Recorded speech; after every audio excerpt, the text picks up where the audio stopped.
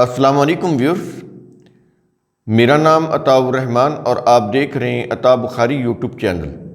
قرآن کریم کی مسلسل ایکسپوزیشن کے سلسلہ میں آج ہم سورہ النساء کی آیت نمبر 75 کی ایکسپوزیشن کریں گے۔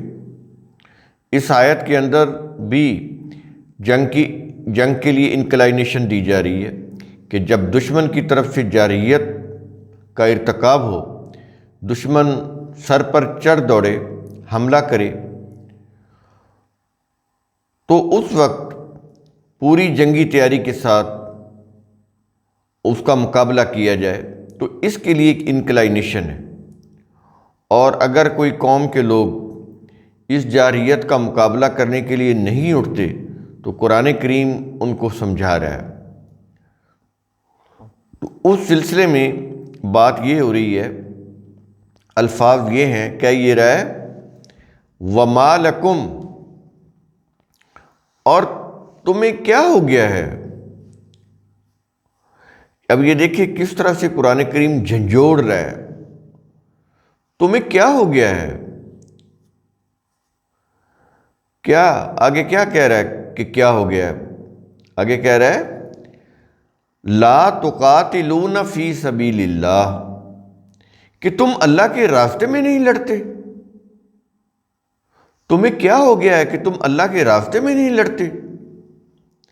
اب یہ جو فی سبیل اللہ ہے، ہم نے پیچھے بتایا نا، جس میں ملک و قوم کا فائدہ ہوتا ہے، یہ ہوتا ہے اللہ کا راستہ، اللہ کی راہ۔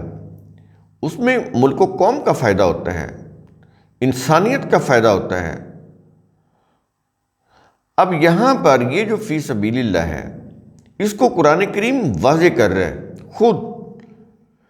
اس سے آپ اندازہ لگائیں کہ جو مذہبی روایات کی روح سے یا مذہبی عقائد کی روح سے یہ چیز کہی جاتی ہے، بلکہ عقیدہ دیا گیا ہے کہ روایات کے بغیر قرآن سمجھ نہیں آتا۔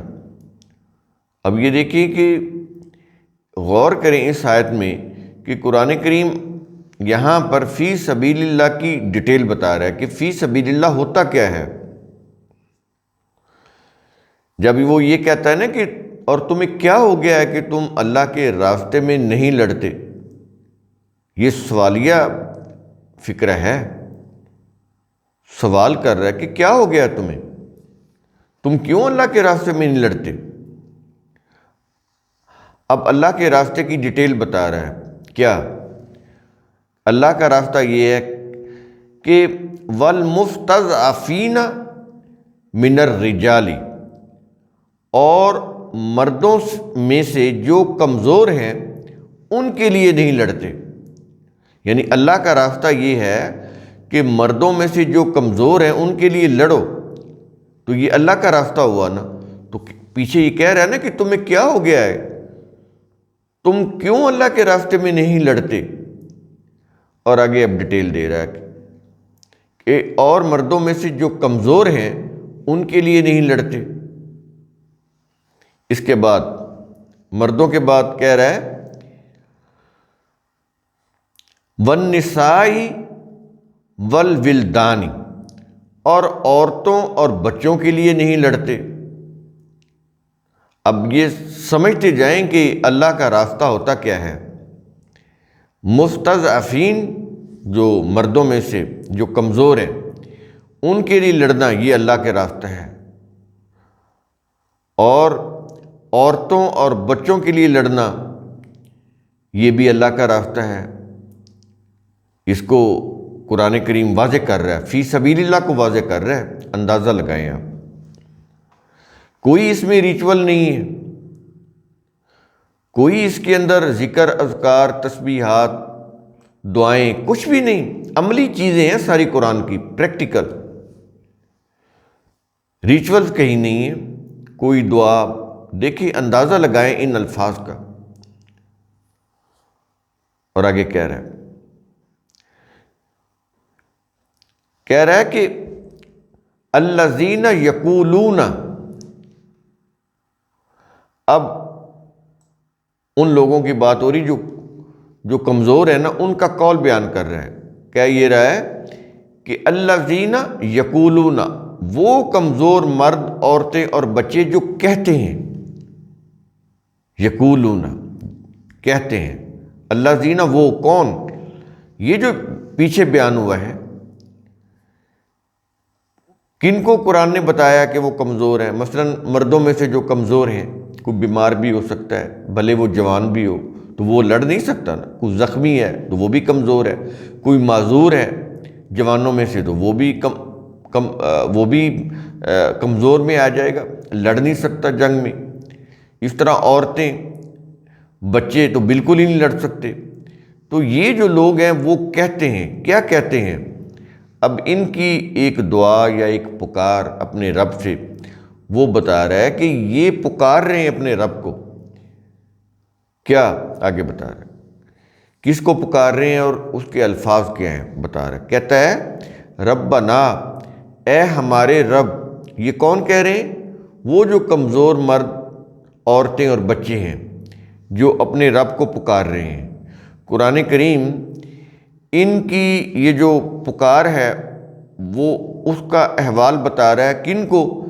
جن کو وہ کہہ رہا ہے کہ تمہیں کیا ہو گیا ہے کہ تم جنگ کے لیے نہیں کھڑے ہوتے، گھروں سے نہیں نکلتے، ان کی مدد نہیں کرتے، جو کمزور مرد ہیں، عورتیں اور بچے ہیں ان کے لیے نہیں لڑتے۔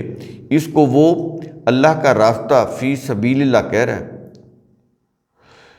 تو اب ان کی پکار بتا رہا ہے ان مومنین کو، کیا یہ رہا ہے کہ اے ہمارے رب، اور آگے وہ کیا کہتے ہیں رب کو مخاطب کر کے؟ اس کے الفاظ ہیں کہ اخرجنا من ہذہ القریۃ، ہمیں اس بستی سے نکال۔ کون سی بستی سے نکال؟ وہ بستی کیسی ہے جس سے وہ نکلنا چاہتے ہیں، اپنے رب سے فریاد کر رہے ہیں کہ ہمیں اس بستی سے نکال؟ اس بستی کا حال کیا ہے آگے بتا رہا ہے۔ کیا یہ رہا ہے کہ الظالم اہلھا، کیونکہ اس بستی کے باشندے ظالم ہیں، ہمیں ان کے ظلم سے بچا، ہم کمزور ہیں، ان کا مقابلہ نہیں کر سکتے، تو ہمیں ان سے بچا، اس بستی سے ہمیں ان سے بچا کر نکال کہ کسی طرح سے ہم یہاں سے نکل جائیں، ان کے ظلم و ستم سے بہت دور چلے جائیں۔ یہاں پر ایک نقطہ قابل غور ہے کہ یہ جو لوگ ہیں اپنے رب کو پکار رہے ہیں اور پکار کر یہ کہہ رہے ہیں کہ ہمیں اس بستی سے نکال، کیونکہ اس کے جو باشندے ہیں وہ ظالم ہیں، ہم پر بڑا ظلم کرتے ہیں، اور یہ جو مظلوم لوگ ہیں ان کی مدد کرنے کے لیے اللہ کیا کر رہا ہے کہ وہ مومنین کی جماعت کو کہہ رہا ہے کہ تمہیں کیا ہو گیا کہ تم ان کی مدد کو کھڑے نہیں ہوتے، ان کی حفاظت کیوں نہیں کرتے، تمہیں کیا ہو گیا ہے؟ اندازہ لگائیں۔ یہ آیت یہ بتا رہی ہے کہ اللہ غیبی طور پر کوئی مدد نہیں کرتا، یعنی یہ کانسیپٹ ہے نا کہ ہم پکاریں گے تو اللہ تعالیٰ غیب سے کوئی مدد کر دے گا، جیسے کہ وہ کہتے ہیں کہ وہ سبز پگڑیوں والے یا سفید پگڑیوں والے وہ گھوڑوں پر سوار اور وہ دشمن کا مقابلہ کر رہے تھے، یہ ہے نا مشہور، یہ چیزیں کی ہوئی ہیں انہوں نے۔ تو پھر جو جنگ میں جو فوجی اپنی قربانی دیتے ہیں جانوں کی، تو پھر ان کی ویلیو یا وقت کیا رہی؟ ان کی قربانیاں تو پھر کسی کام نہیں۔ اصل کام تو کیا وہ جو فرشتے جو سبز پگڑیوں والے یا اماموں والے، جنہوں نے وہ امامے باندھے ہوئے تھے سبز سفید، وہ تو انہوں نے کیا، تیر انہوں نے مارے، گولے انہوں نے پھینکے، تو پھر اس فوج کی قربانیاں ان کی کیا حیثیت رہ گئی؟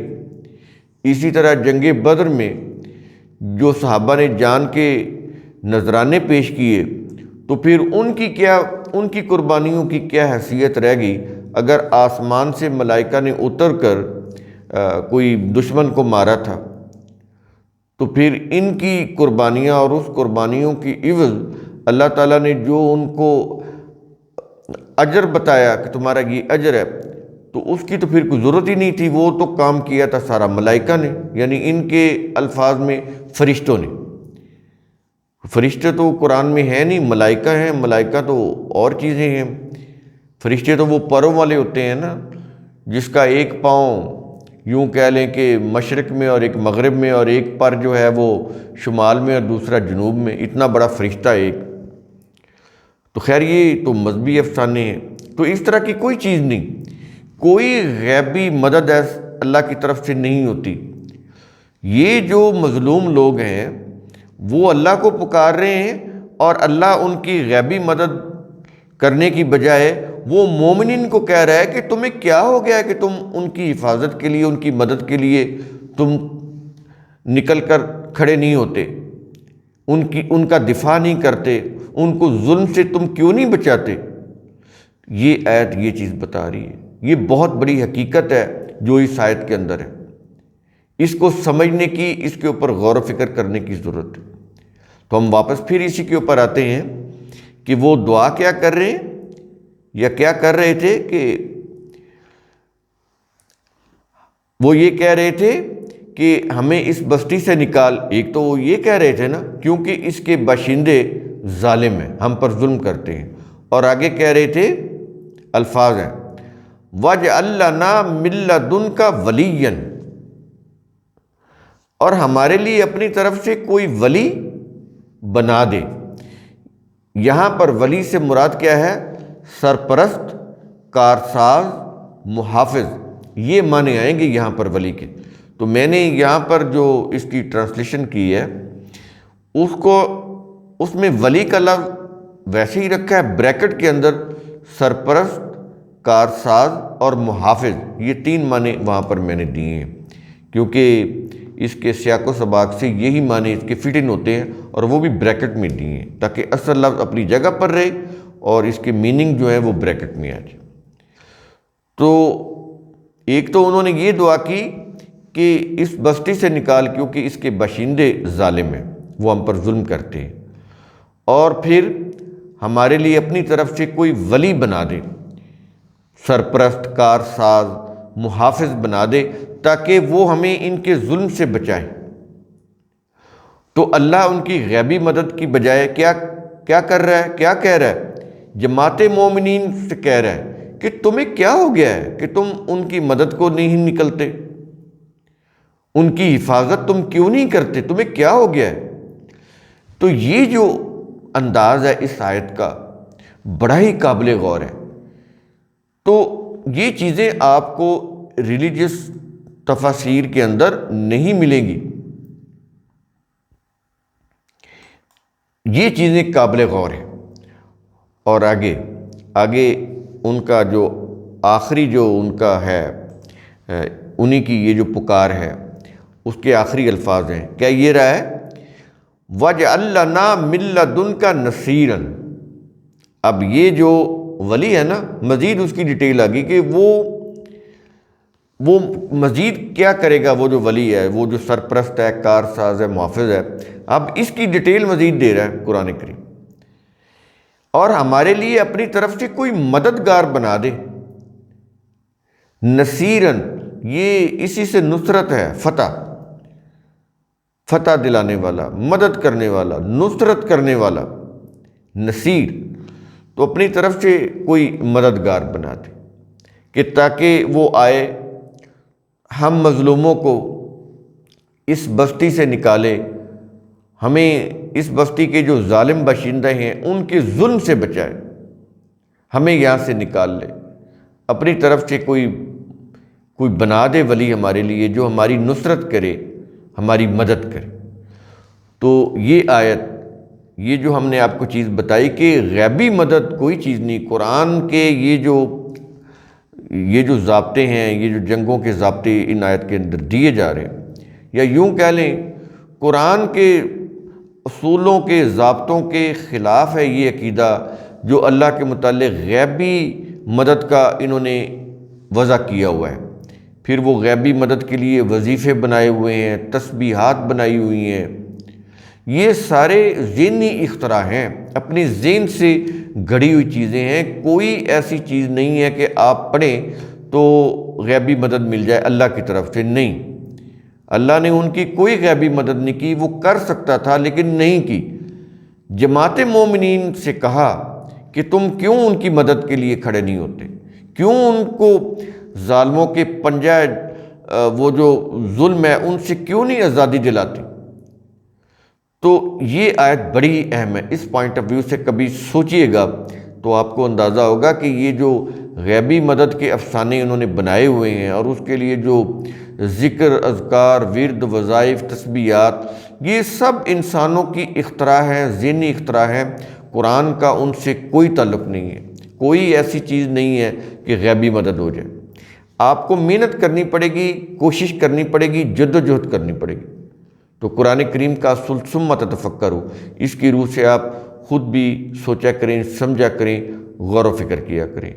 شکریہ۔